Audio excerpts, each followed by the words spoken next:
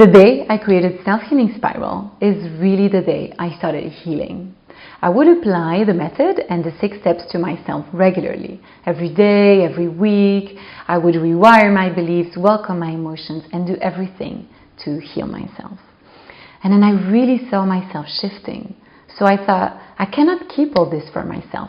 I have to share it with the world. I have to share it with women in need. So I started with writing a book, coaching women, and now I'm training coaches and therapists so that they can apply the method in their practice as well and help even more women heal. And in the meantime, I also met someone. That was a beautiful gift from life again. But I believe it was also a challenge in disguise.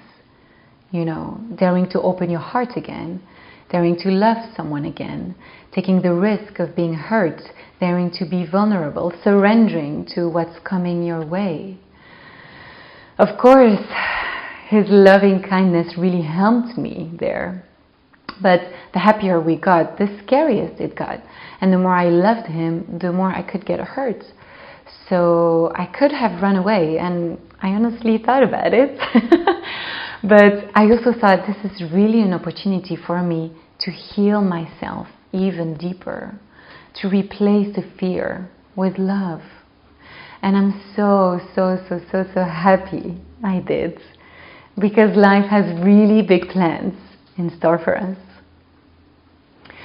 So tomorrow, for our last video, I will be sharing with you all the inner work I did, and I'm so happy I did it, because it led me to really experiencing the happiest moment of my life.